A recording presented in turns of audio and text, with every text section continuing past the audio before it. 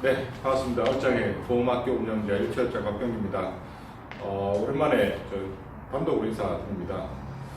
일전에 그 영민 소사님이랑 간단하게 영상을 좀 찍어 올렸었는데 제 개인적인 영상을 오랜만에 찍습니다. 그 전에 제가 영상 자주 찍어 올리겠다고 말씀드렸는데 또 그 약속을 못 지켰습니다. 이번에도 좀 자주 찍어 올리겠다라고 말씀을 드리고 싶은데 잘 실천이 잘 안 되네요. 그건 그렇고 오늘은 그 보험 리모델링 보장 분석 흔히들 많이 들어보셨을 거예요. 그거에 대해서 조금 제가 언급을 좀 하려고 합니다. 리모델 건축에서 보통 쓰이는 그 리모델링이라는 용어죠. 집이 오래되면 안에 리모델링해서 쓴다든지 아니면 인테리어를 새로 한다든지 등등 일반적으로 건축에서 리모델링을 이라는 단어를 썼는데 보험에서도 리모델링이라는 단어를 업계에서 많이 쓰죠. 이유는 사실은 아시겠지만 보험이라는 게 알 수 없는 미래에 대비하는 상품이라서 완벽한 보장은 없죠. 그래서 시대가 바뀌고 사람의 인식이 바뀌고 생활 패턴이 바뀌어야 보면 보장 내용도 좀 달라져야 하는 경우가 발생을 하죠. 예전에는 중시하지 않았던 부분이 현대에서는 더 중시가 된다든지 하는 이유로 또 예전에는 아주 중시했던 부분이 현대에서는 지금 와서는 조금 아닌 것 같다라는 부분이 또 반대로 생길 수도 있고요. 그래서 보험 리모델링을 적절하게 하시면 또 예기치 못한 위험에 잘 대비를 할 수 있는데 현실적으로 이 보험 리모델링이 사실은 좀 제대로 안 되는 경우가 많습니다. 저도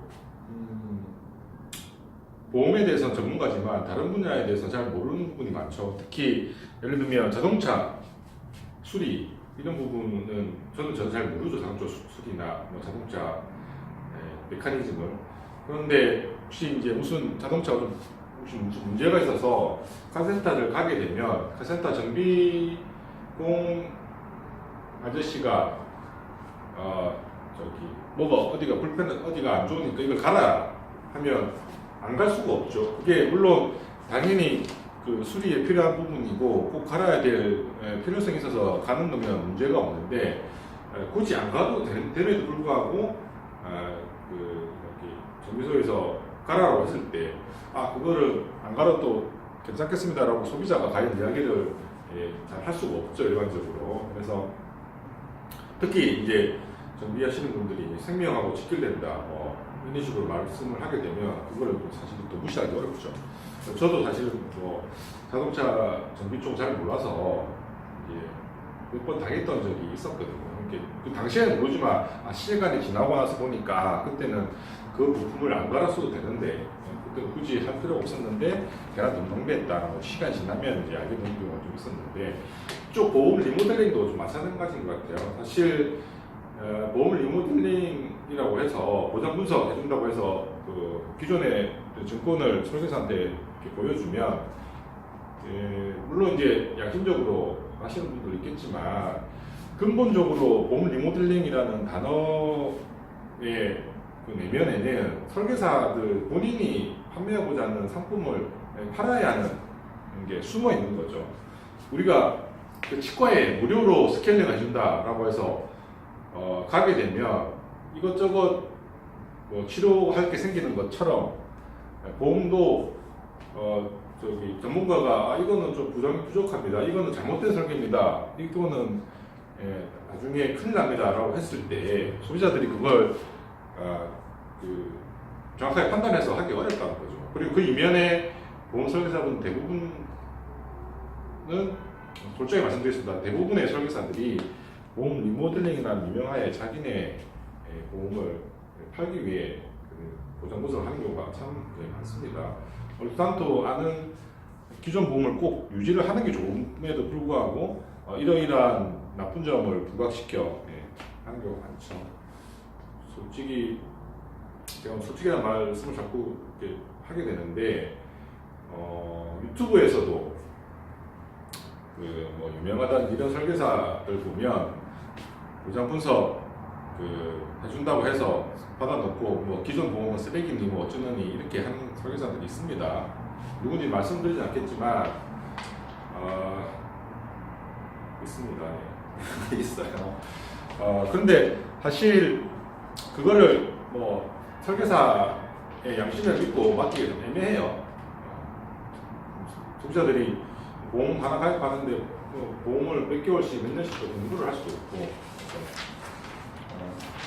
여러 가지 좀 어려움이 있습니다. 그러면 좀 어떤 기준을 제시를 하면 그 기준에 맞춰서 내가 좀 판단할 수 있겠다라는 기준을 좀 제가 제시를 해드리려고 해요. 이거는 그전에도 한번 뭐 비슷한 주제를 한번 올리긴 했었는데 다시 한번 리마인드 하는 차원에서 좀 말씀을 드리도록 하겠습니다. 우선 보험으로 보장받을 수 있는 위험을 크게 네 가지로 나누시면 돼요. 네 가지로. 어떻게 나누느냐? 첫째는 사망, 그 다음에 둘째는 후유장애, 셋째는 치료비, 이제 암이나 뇌혈관이나 심장이나 요거는 우리가 한국인 3대 질병이라고 해서 한국 사람들이 제일 많이 걸리는 질환이라고 생각하시면 돼요. 전체 질병 사망의 대략 한 50% 정도의 원인을 제공하는 질환이 암, 뇌혈관, 심장 질환이고 최근에 보험업계는 여기에다가 좀 치매 관련한 보험을 많이 따로 밀고 있는 트렌드입니다. 그 다음에 배상 책임이 있어요.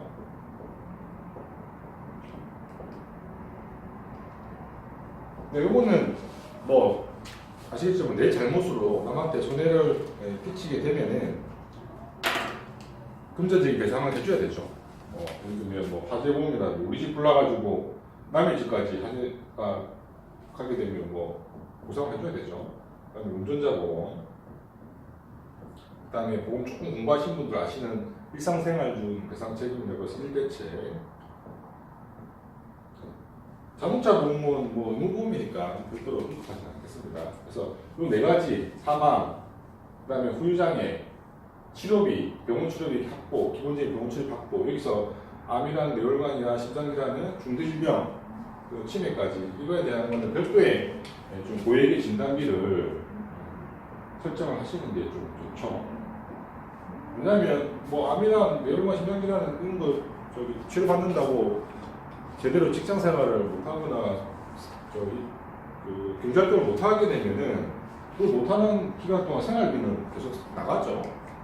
그리고 치료받는 동안 부대비용이 많이 드는 건 마찬가지입니다. 그래서 요거는 뭐 별도의 치매까지 해서 거의 진단이 필요하다.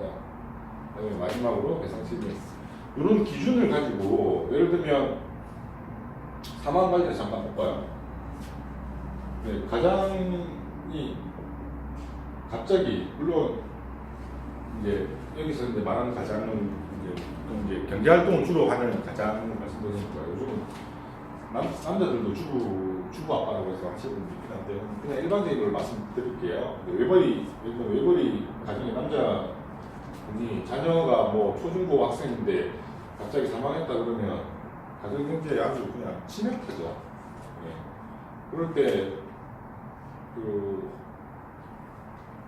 맞벌이를 하지 않았던 주부 입장에서 경제활동을 혼자 다시 남편이랑 쓸 경우에 혼자 해서 애들을 교육시키고 하기가 진짜 어렵습니다.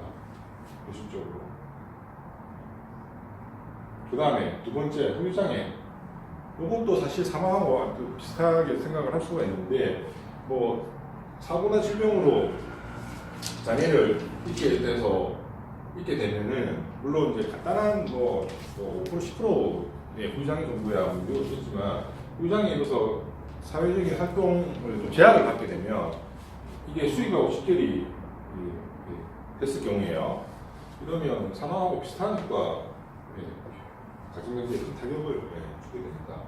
그 다음에 치료비. 우선 우리가 뭐 질병이든 사고든 기본적으로 내가 아프거나 다쳤을 때 치료비는 확보가 돼야겠죠.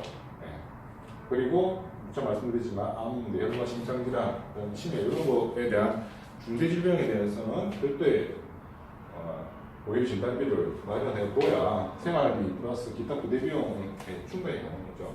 그러니까 돈이 사실은 치료를 한다라고 생각하면 돼요. 최근에 뭐 기사에도 나왔지만 일본에서 지금 그 면역 항암제가 한 번 맞는데 5억. 요거를 뭐 국가에서 국가에서 책임을 져야 되는 많이 되는 그런 기사 내용도 있었죠. 그다음에 치매 요거는 사실은 이제 가족 중에 치매가 환자가 나오게 되면 얼마 3일 전에 뉴스인가요? 그때 40대 후반 아들이 80대 아버지 치매 10년간 치매 간병을 하다가 최근에 그냥 너무 힘들어가지고 아버지를 살해하고 본인도 자살 기사에 나왔었죠. 이런 경우가 왕왕 있나 봐요. 본인뿐만 아니라 가족들을 아예 전체를 해체시키는 직종의 치매라고 할 수 있습니다. 배상 책임도 사실은 아주 중요한 일배책 어떻게 하고 무조건 아주 저렴하면서도 유용한 책임이니까 제가 꼭 가져가시라고 늘 말씀드리는 거고, 운전을 하시는 분들은 의무가입 보험이 자동차뿐만 아니라 운전자 보험도 가져가시라. 정리를 좀 한번 뭐 많이 좀 안 하셨는데 정리를 하면 보험 리모델링 보장 분석 해준다고 설계사한테 잠깐 보내줬더니 이거 안 좋습니다. 뭐 폐악해야 됩니다. 이건 없애야 됩니다. 그럼 쓰레기입니다. 라고 했을 때 그 설계사 말을 100% 우리가 신뢰해서 할 수는 없죠, 사실.